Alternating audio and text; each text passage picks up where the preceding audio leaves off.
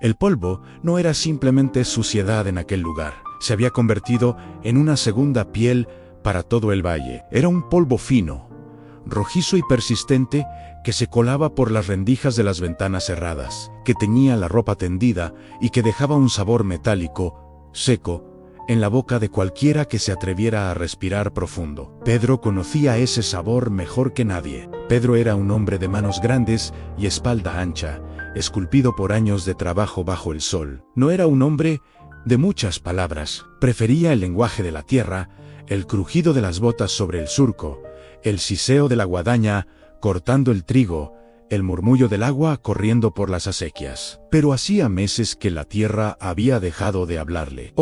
Mejor dicho, la tierra había empezado a gritar en silencio. Se levantaba cada mañana antes de que el sol despuntara, cuando el cielo todavía era de un azul oscuro, casi negro. Tenía la costumbre de salir al porche de su pequeña casa de adobe, con una taza de café aguado en la mano, y mirar hacia el horizonte.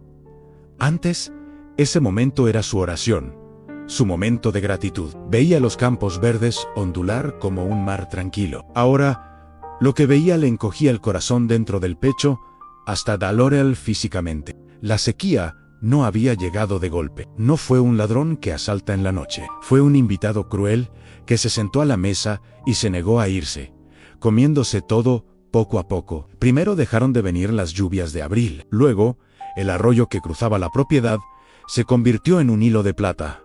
Después en una serie de charcos estancados. Y finalmente en una cicatriz de barro seco y cuarteado que serpenteaba entre las piedras. Pedro miró su campo. Las plantas de maíz, que deberían estar altas y orgullosas, apenas le llegaban a la rodilla, amarillas y quebradizas como papel viejo. Si cerraba los ojos, podía escuchar el sonido del viento moviendo las hojas muertas. Era un sonido hueco, un sonido de fantasmas. Dentro de la casa, escuchó los pasos suaves de Elena, su esposa. Ella tampoco decía mucho últimamente. El miedo tiene esa capacidad, enroba las palabras y deja solo miradas largas y preocupadas. Y luego estaba Lucas, su hijo de 6 años. El niño había dejado de correr. Se pasaba los días sentado a la sombra del viejo roble, jugando con piedras, moviéndose despacio para no gastar la poca energía que le daba la escasa comida que les quedaba. Pedro apuró el café, estaba frío. Esa mañana, algo se rompió. No fue un ruido fuerte. Fue el sonido de la cubeta al golpear el fondo del pozo familiar. Pedro había bajado la cuerda, esperando escuchar el chapoteo habitual, ese sonido fresco que prometía vida. Pero lo que escuchó fue un golpe seco en madera contra piedra y lodo. Tiró de la cuerda con desesperación, sus nudillos blancos por la fuerza. La cubeta subió bailando en el aire. Ligera.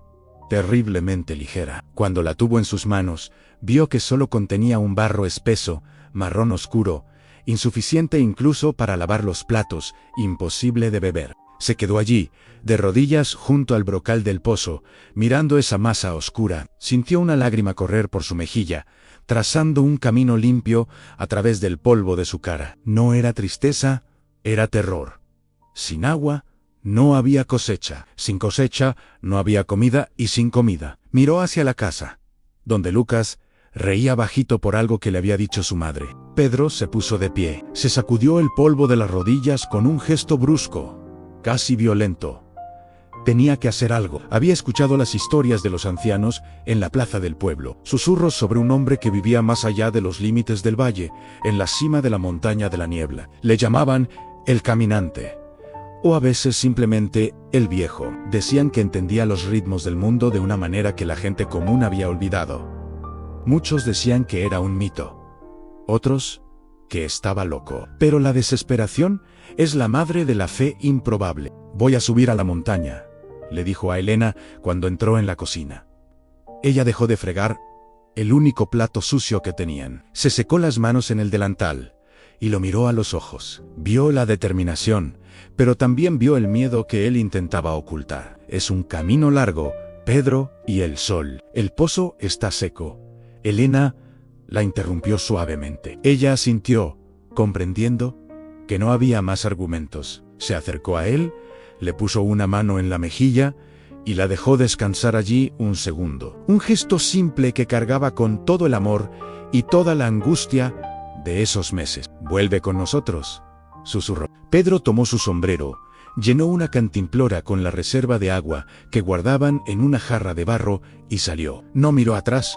El ascenso fue brutal. El sendero no era más que una sugerencia entre las rocas y los matorrales espinosos. El sol, ese disco blanco e implacable, parecía tener una venganza personal contra él a cada paso. Levantaba una nube de polvo que se le pegaba al sudor. Caminó durante horas. El paisaje cambió. El amarillo muerto de los campos dio paso al gris de la roca desnuda y, más arriba, a un verde pálido y resistente de los pinos de altura. El aire se volvió más fino, más difícil de atrapar, pero también un poco más fresco. En sus piernas ardían. Su garganta pedía a gritos el agua de la cantimplora, pero él solo tomaba sorbos minúsculos, mojándose apenas los labios. Tenía que llegar. Cuando el sol comenzó a descender, pintando el cielo de naranjas y violetas magullados, llegó a una pequeña meseta. Allí, frente a una cueva natural que parecía respirar frescura, estaba sentado un hombre.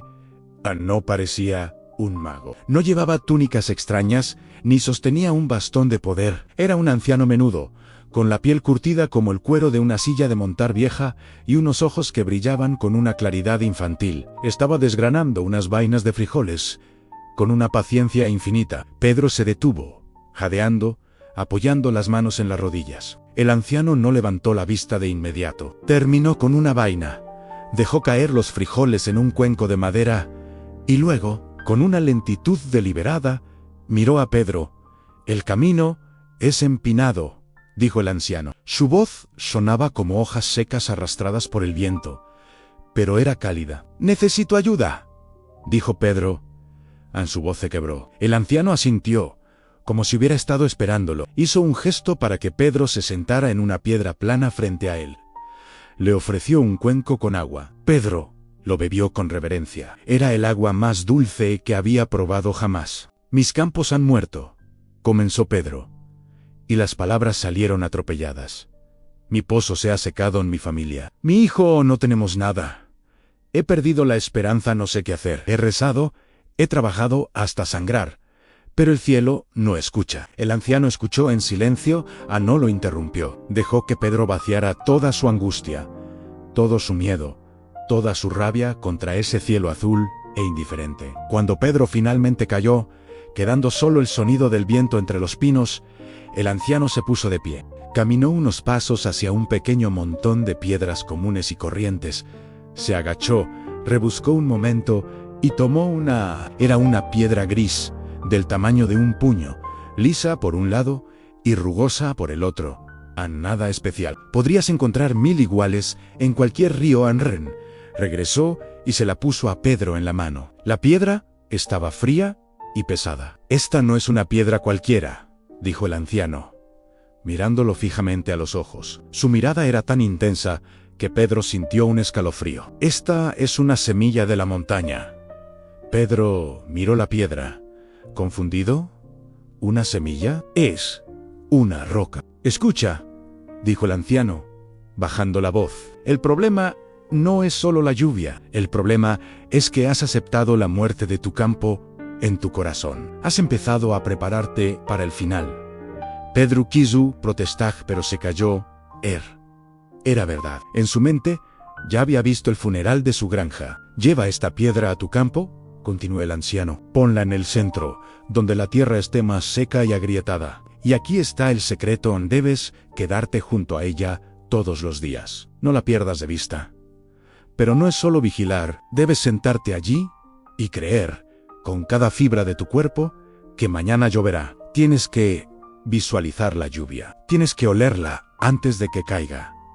Tienes que sentir el lodo en tus botas. Si tu fe es verdadera, esta piedra llamará al agua».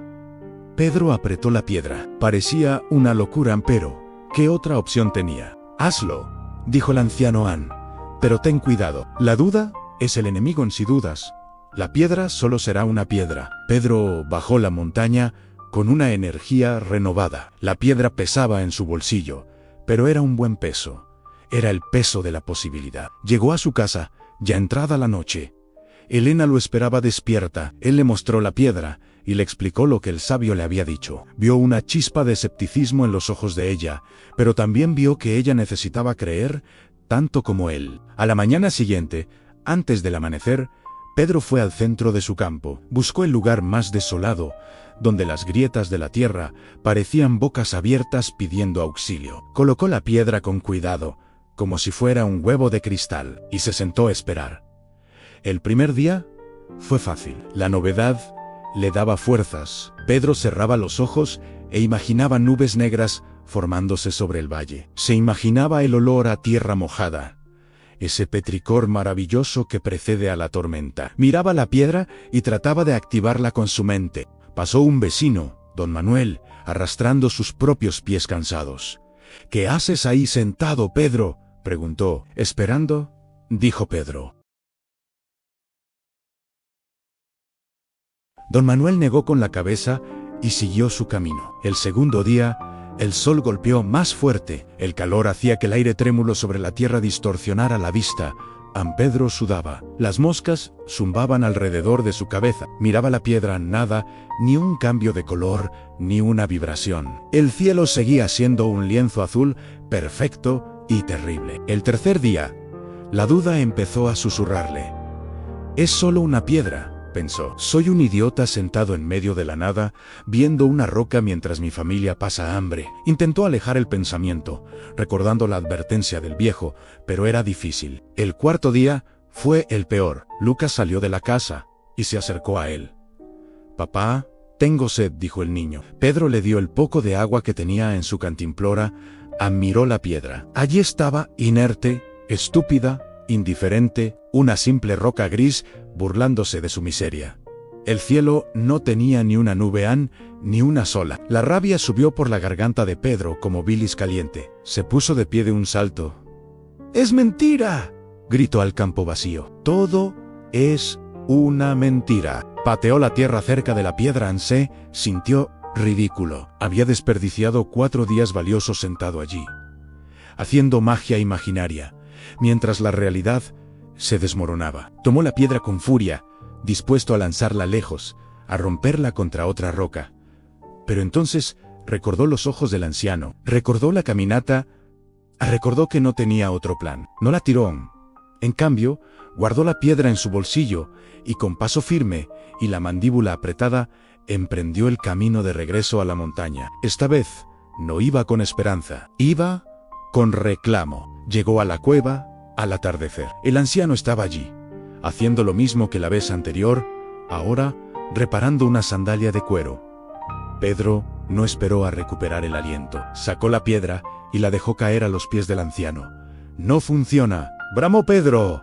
«Hice lo que dijiste». Me senté, creí. Imaginé la lluvia hasta que me dolió la cabeza y no pasó nada. El cielo está igual a mi hijo sigue teniendo sed. Me has engañado. Me has dado una piedra común y me has hecho perder el tiempo. El anciano dejó la sandalia a un lado, miró la piedra en el suelo y luego miró a Pedro. No había burla en su rostro, ni enojo, solo una calma profunda, como la de un lago sin viento. «Te dije que creyeras que el campo reviviría», dijo el anciano suavemente. «Y lo creí». «No», respondió el anciano, y su voz tuvo un filo de acero. «Tú esperaste a que la piedra hiciera el trabajo, esperaste a que el cielo cambiara de opinión. Confundiste la fe con la espera». Pedro se quedó paralizado. «¿Y qué diferencia hay?», preguntó, con la voz temblorosa por la frustración. El anciano se levantó, recogió la piedra del suelo, la limpió con su manga y se la volvió a extender a Pedro. «La fe no es sentarse a ver qué pasa, hijo. La fe es moverse cuando no hay razón para hacerlo». El anciano hizo una pausa, dejando que las palabras se asentaran. «Vuelve a tu campo», ordenó el sabio. «Pon la piedra exactamente en el mismo lugar, pero esta vez no te sientes a mirarla. Toma esta misma piedra y comienza a cavar un pozo justo donde la has puesto». Pedro lo miró incrédulo. «¿Cavar? Pero si la tierra está seca. El manto freático ha bajado metros. Ya te dije que mi pozo se secó. Cavar allí es inútil. Romperé las manos por nada. El anciano sonrió. Fue una sonrisa pequeña, enigmática. Ahí está tu prueba. Me dijiste que creías. Si realmente creyeras que el agua vendrá, si tuvieras la certeza absoluta, prepararías la tierra para recibirla. Cavarías con la alegría de quien sabe que el tesoro está ahí, solo cubierto por un poco de polvo. El anciano se acercó y le puso una mano en el hombro. Cava, Pedro. Mas no caves buscando. Cava encontrando. Cava como si el agua ya estuviera mojando tus botas. Actúa como si el milagro ya hubiera sucedido. Pedro bajó la montaña en silencio. La ira se había disipado, reemplazada por una confusión extraña que, poco a poco, se transformaba en una resolución fría. Cava encontrando había dicho, esa noche no durmió. Se levantó antes de que saliera el sol. Tomó su pala más fuerte y su pico. Elena lo vio salir. ¿A dónde vas?, preguntó ella desde la puerta. A encontrar agua. Dijo él no dijo a buscar. Dijo, a encontrar. Llegó al lugar donde había estado la piedra. La colocó a un lado, como un testigo mudo. Escupió en sus manos, agarró el pico y dio el primer golpe. La tierra estaba dura como el cemento. El impacto reverberó en sus brazos, sacudiendo sus huesos. Una nube de polvo se levantó, asfixiante, pero Pedro no se detuvo. Golpeó de nuevo, y otra vez. Al principio, su mente le gritaba, esto es inútil, pero él calló esa voz, con el ritmo del trabajo, clac, clac, clac. El sol salió, y comenzó su castigo habitual. El sudor empapaba la camisa de Pedro, pegándola a su espalda. Sus músculos ardían. Se le formaron ampollas en las manos, que pronto reventaron, dejando la carne viva contra la madera del mango. A mediodía, había cavado un agujero decente, pero solo salía tierra seca y piedras. Don Manuel pasó de nuevo, se detuvo y miró a Pedro, que estaba metido hasta la cintura en el agujero, sucio, jadeante y frenético. Pedro, por el amor de Dios, dijo el vecino, deja eso, vas a matar. No hay agua ahí. Todo el valle está seco. Pedro se detuvo un instante, respiró, limpió el sudor de la frente con el antebrazo, dejando un rastro de lodo. Miró a su vecino, pero no lo vio. En su mente, Pedro no estaba en un agujero seco. En su mente, estaba de pie en un manantial. Podía oír el burbujeo. Está aquí, Manuel, dijo Pedro en su voz. No sonaba loca. Sonaba tranquila, abisugdaumenchi tranquilao. Solo tengo que quitar la tierra que estorba. Y siguió cavando. La tarde cayó en su cuerpo, gritaba de dolor. Cada palada era una agonía. Pero algo extraño sucedió. Cuanto más cansado estaba su cuerpo, más fuerte se hacía su convicción. Ya no era un esfuerzo físico. Era una danza espiritual. Cava como si el agua ya estuviera ahí. Empezó a visualizar el agua cristalina brotando. Sentía el frescor en sus tobillos. Imaginaba que la pala no golpeaba tierra, sino que cortaba la superficie de un lago subterráneo. Cayó la noche. Elena vino con una lámpara de aceite y un poco de comida. Pedro, ya basta por hoy, le rogó. Un poco más, dijo él desde la oscuridad del agujero, que ya era profundo. Ya casi llego. Elena no discutió. Se sentó en el borde. Iluminándolo con la lámpara, Pedro siguió. Sus movimientos eran mecánicos. Su mente había entrado en un estado de trance. Ya no sentía las manos. Solo existía el ritmo. Golpe, pala, tierra fuera. Golpe, pala, tierra fuera. De repente, el sonido cambió. No fue un clac seco, fue un sonido más sordo. Un tompan. Pedro se detuvo. El aire en el fondo del pozo olía diferente. Ya no olía a polvo antiguo. Olía a humedad. Olía a vida. Olía a las profundidades del mundo. Su corazón empezó a latir con fuerza contra sus costillas. Levantó el pico una vez más, con las últimas fuerzas que le quedaban. Con toda la fe que había acumulado en esos días de desesperación, dejó caer el pico con un grito gutural. La herramienta rompió una capa de roca dura en el fondo. Y entonces sucedió. Primero fue un silbido, como el de una tetera hirviendo, luego un borboteo. De la grieta que había abierto, comenzó a surgir un líquido oscuro. Pedro acercó la mano, temblando. Tocó el líquido Estaba frío en helado. ¡Agua!, gritó, con la voz rota. ¡Elena! ¡Agua! El chorro cobró fuerza. No era una filtración tímida. Había golpeado una arteria de la tierra, un acuífero profundo que la sequía superficial no había tocado. El agua comenzó a subir rápidamente alrededor de sus botas, lavando el polvo, enfriando sus quemaduras. San Pedro rió. Fue una risa que venía desde el estómago, una mezcla de llanto y euforia. Se agachó y se tiró agua a la cara. Bebió a manos llenas, tragando tierra y agua, el mejor sabor del mundo. Elena gritaba desde arriba, llorando de alegría. Pedro trepó fuera del pozo justo cuando el agua comenzaba a llenarlo con rapidez. Se abrazaron en el suelo, cubiertos de barro, mientras el sonido del agua, llenando el hueco, era la música más hermosa que jamás habían escuchado. En las semanas siguientes, el pozo de Pedro no solo salvó su granja, el manantial era tan fuerte que pudieron canalizar agua hacia los campos de los vecinos. El valle, poco a poco, cambió de color. El gris dio paso al verde. Las plantas de maíz se irguieron de nuevo, bebiendo con avidez. La vida regresó, los pájaros volvieron a cantar. Lucas volvió a correr. Un atardecer. Meses después, Pedro caminaba por su campo. El maíz estaba alto y las espigas pesaban, prometiendo una cosecha abundante. El aire era fresco. Llegó al lugar donde había cavado el pozo, ahora protegido por un brocal de piedra nueva. El agua estaba allí, tranquila y oscura, reflejando las primeras estrellas. Pedro metió la mano en el bolsillo. Allí estaba la piedra. La sacó y la miró bajo la última luz del día. Era solo una piedra gris, común, inerte. Entendió entonces, con una claridad luminosa, lo que el viejo había hecho. La piedra no tenía magia. La piedra nunca tuvo poder. La piedra solo fue la excusa para que él dejara de lamentarse y empezara a actuar. La magia no había bajado del cielo. Había brotado de sus manos, de su sudor y de esa obstinada decisión de ver agua donde solo había polvo.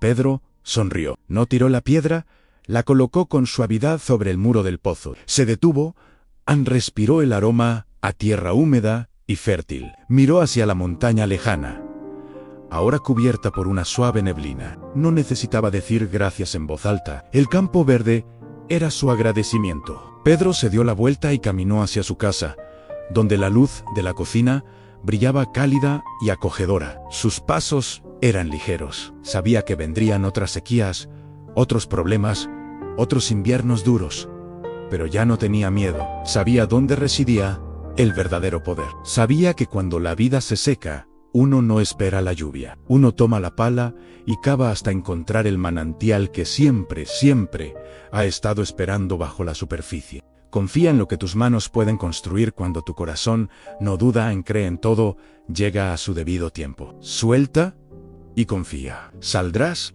victoriosa.